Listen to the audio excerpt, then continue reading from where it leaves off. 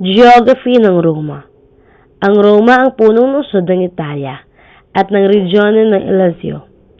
Matatagpuan ito sa mga ilog ng Tevere at Aniene, malapit sa dagat Mediterranean. Ang lungsod ng Vatican, isang malayang enclave sa loob ng Roma, ang impilan ng simbahang Katoliko at ang tirahan ng Santo Papa.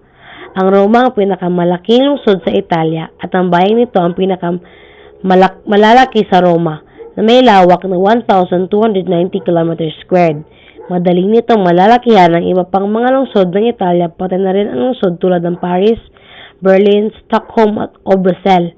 May populasyon ito ng 2,546,807 noong 2004 na may halos 4 milyong naninirahan sa Kalakan. Italy is located in southern Europe and comprises the boot-shaped Italian peninsula and the number of islands including the two largest, Sicily and Sardinia. It lies between latitudes 35 degrees and 47 degrees and longitude 6 degrees and 19 degrees. The country's total area is 301,230 km², of which 294.20 km is land and 7,210 km² is water, including the islands. Italy has a coastline and border of 7,600 km on the Adriatic, Ionian, Tyrrhenian seas, and the border shared with France, Austria, Slovenia, and Switzerland. San Marino and Vatican City, both enclaves, account for the remainder. The Apennine Mountains from the peninsula backbone and the Alps from its northern boundary, where Italy's highest point is called Mount Blanc. Italy's longest river flows from Alps on the western border with France and crosses the Padan Plain on its way to the Adriatic Sea. The five largest lakes are in order of diminishing size: Garda, 367.94 km², Maggiore, 212.51 km², Como, 145.9 km², Trasimeno, 124.29 km², and Bolsena, 113.55 km². The country is situated at the meeting point of the Eurasia Plate and the African Plate, leading to considerably mystic.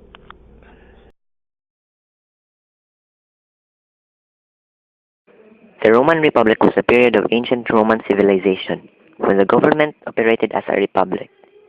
It began with the overthrow of Roman monarchy, traditionally dated around 509 BC, and its replacement by a government headed by two consuls, elected annually by the citizens and advised by a senate. A complex constitution gradually developed, centered on the principles of separation of powers and checks and balances. Except in time of dire national emergency, republic offices were limited to 1 year. So in theory, at least, no single individual could dominate his fellow citizens. In practice, Roman society was hierarchical. The evolution of constitution of the Roman Republic was heavily influenced by the struggle between Rome's land-holding aristocracy, who traced their ancestry back to the early history of the Roman kingdom, and the far more numerous citizen commoners, the plebeians. Over time, the laws that gave patricians exclusive rights to the Rome's highest offices were replaced or weakened, and a new aristocracy emerged from among the plebeian class. The leaders of the Republic developed a strong tradition and morality requiring republic services and patronage in peace and war, meaning the military and political success were inextricably linked during the first 2 centuries of its existence. The Republic expanded through a combination of a conquest and alliance from central Italy to the entire Italian peninsula. By the following century, it included North Africa, the Iberian Peninsula, Greece, and what is now known southern France. 2 centuries after that, towards the end of the 1st century BC, it included the rest of the modern France and much of the East. By this time, despite Republic traditional and lawful constraints, against any individual's acquisition of permanent political powers. Roman politics was dominated by a small number of the Roman leaders, their uneasy alliance punctuated by a series of civil wars. The final victor of these civil wars, Octavian, reformed the republic as a principate. With himself as Rome's first citizen, the Senate continued to sit and debate.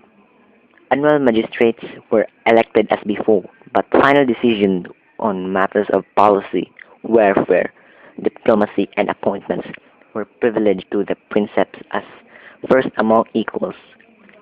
His powers were monarchic in all but name, and he held them for his lifetime on behalf of the Senate and people of Rome. The Roman Republic was never restored, but neither was it abolished. So the event that signaled its transition to Roman Empire is a matter of interpretation. Historians have variously proposed the appointment of Julius Caesar as perpetual dictator in 44 BC, the defeat of Mark Antony at the Battle of Actium in 331 BC. The final victor in the civil wars, Octavian, reformed the republic as a principal with himself as Rome's first citizen. The Senate continued to sit and debate.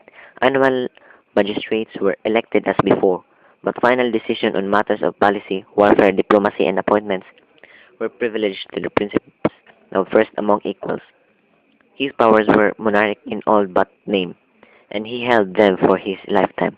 On behalf of the Senate and people of Rome, the Roman Republic was never restored, but neither it was abolished.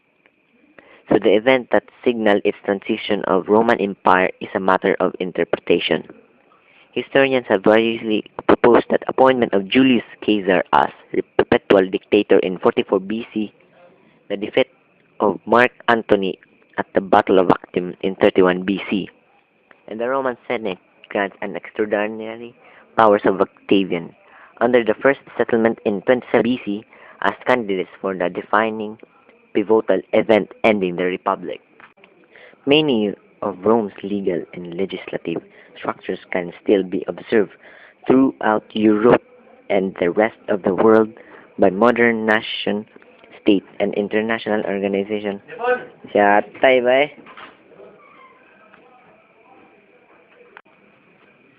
Many of Rome's legal and legislative structures can be still observed through Europe and the rest of the world by modern nations and international organizations. Latin, the language of Romans, has influenced grammar and vocabulary across the parts of Europe and the world.